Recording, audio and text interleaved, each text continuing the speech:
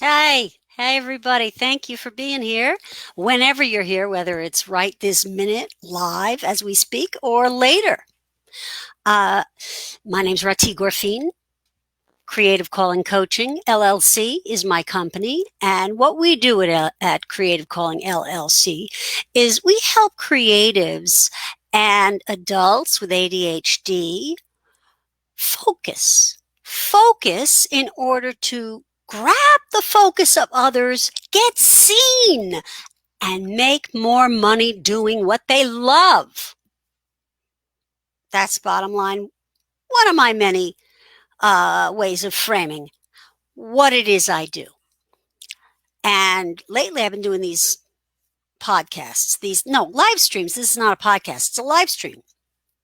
And what I do is I use a letter from the Hebrew alphabet in order to inspire what is called a drash in the Jewish tradition. A drash is it's like a sermon on a particular subject, and I use the mystical tradition of Kabbalah with regard to the meaning attributed to um, the letters of the Hebrew alphabet, as well as the Sephirot of the Tree of Life, to inform lessons that uh, I don't know, I convey.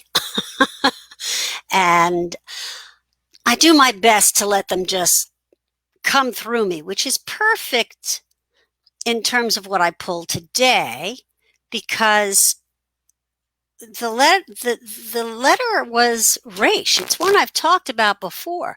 The letter Resh in the Hebrew alphabet. The letter Resh actually begins the word in Hebrew for Holy Spirit, Ruach HaKadosh. And interestingly, Ruach, the word itself in Hebrew, means breath. So God is on the breath. Spirit is on the breath, comes in and out on the breath. And it strikes me the first thing we do when we are scared or confused or resistant is we stop breathing. So let's just take a second here to relax and take a couple deep breaths. Because the breath is the gateway to our intuitive knowing. Actually, it's said that we learn in two ways. We learn by leveraging our intellect. We can teach ourselves by finding external resources and leveraging our intellect. But we also learn intuitively and spiritually. And we access that intuition through clearing the mind and being present with the breath and paying heed to whatever inklings and insights might arise. I was contemplating this card, Resh, earlier today, and just practicing breathing, meditating upon it, meditating upon this letter Resh. And as I was doing so, what struck me was there is a little antenna coming up out of a very level playing field, it looks like. And then what looks like a very deep root, like the root of a tooth going down. And that level plane, that playing field, resonates for me as the self, as my life, as who I am in this life. That's the conscious self, that level, thick playing field. And Resh, the shape of it really exemplifies becoming grounded into source, into the root, into that energy from the center of the earth, and allowing ourselves to also simultaneously being connected above. to the wisdom from above. And it very much reminds me of the imagery used in theta healing and the 7 planes of existence that you study in theta healing. And we always start in theta healing practice by grounding ourselves with energy coming up from the center of the earth, up through the chakras, and then getting into the theta brainwave is to connect to that 7th plane of existence that passes on through way past the galaxies, way past the plane of the ancestors and the souls, up into what is basically just the energy of all that is. So this letter beautifully illustrates that dynamic. So, and I think we can access that level of knowing when we meditate, when we sit. I know a lot of people say that they like to meditate by walking, or they like to meditate by doing Tai Chi.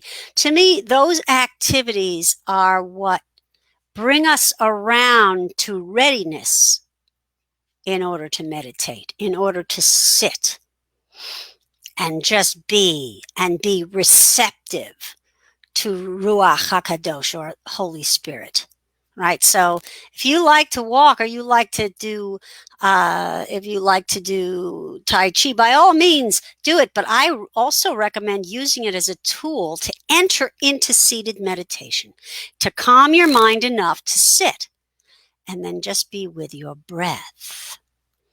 You have a particular conundrum in your life.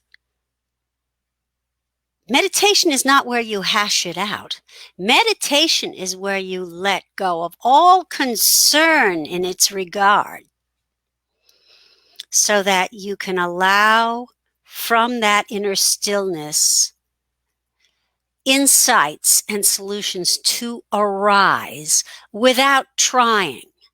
See, that's what meditation does. It creates spaciousness in the mind and greater mental lucidity. That's why it's so valuable to practice it. And just so you know, so I think, take a screenshot. I always invite you to take a screenshot of Reish, this beautiful letter. Okay. And since it's what I pulled today, I'm inclined to say it's exactly what you needed to hear if you happen to be tuning in, if you happen to be watching this at a later time. Where in your life do you need to let go? Where in your life do you need to let go and let God? And when I say God, for me, that means wisdom beyond conscious mind. All right? It means the collective unconscious and beyond. Right? There's so much that we share. You know how you think about a friend and then all of a sudden you run into them on the street and things like that happen? Well, that's a result of Ruach HaKadosh. I think it's a result of us being more connected in ways that we don't even realize. I mean, heck, I can talk to you right now. We can talk to each other from other sides of the world via Zoom. In a way, it's no more magical than that.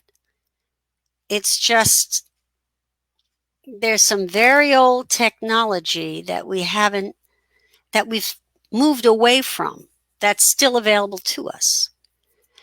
And the way you get online, the way you log on, is via relaxation and the breath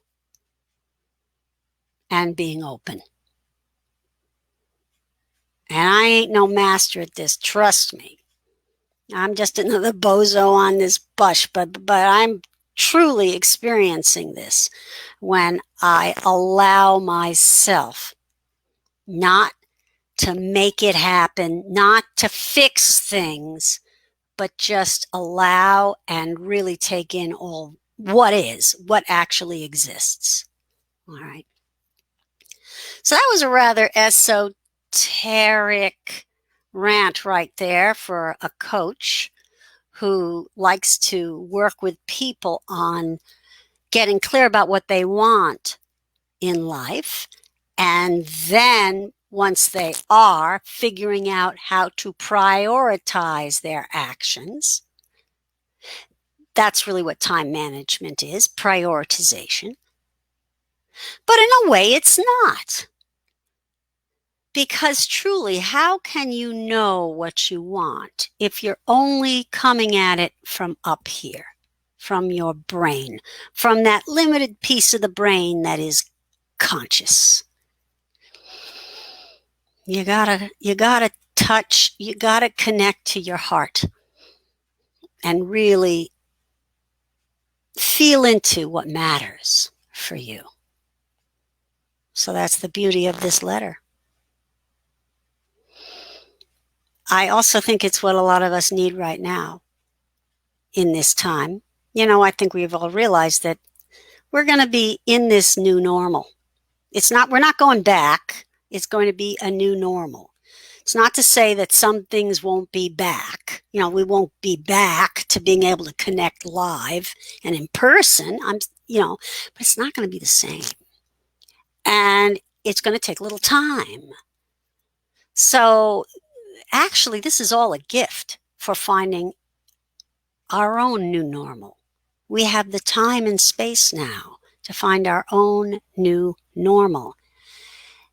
And what I notice I need more than anything else, and from what I observed, people need individual support. So, I've been full disclosure, I've been trying to launch this program, right? I'm not giving up on it yet, but I realized today that basically a formulaic program isn't necessarily what people need. They need attention. They need personal attention. So if you feel like you're floundering and you need a Sherpa, you need somebody to help you navigate the path towards what matters to you and help you towards clarity with regard to what matters to you, I invite you to give me a call, shoot me a message, do a instant message if you want through Facebook here. A direct message, you know what I'm saying, private messenger. Because I will speak with you. We can have a conversation for free. I am happy to sit with you and spend some time. The worst that will happen is you will get some new ideas. That's the least that will happen. The very least that will happen, you will gain some insight. The best that could happen is that you and I could find each other and recognize in each other a partnership that will allow you to achieve what it is you've always wanted in this life. So I'm ready to play. Come on. Just let me know. I'm going to actually post a link in the description of this video where you can schedule a session with me. And if you've hung in this long and listened to the video this long, there's a good chance that you might actually be interested in that, I think. Just go ahead, click on the link, pick a time. I'll ask you a few questions to get a beat on where you are, and let's talk. All right? So thank you for listening. I had a ball. I'm going to be doing a few more of these. I'm basically at this point working my way through the Kabbalah cards, so I won't be doing these live streams indefinitely. If you like them, please let me know. If you think you know somebody who could benefit from watching, please share. And I will see you again on Thursday at 5 p.m. Eastern. I keep looking down because I keep looking for the button to stop. Oh, there it is. Okay. So have a nice middle of the week, folks, and I'll see you on Thursday.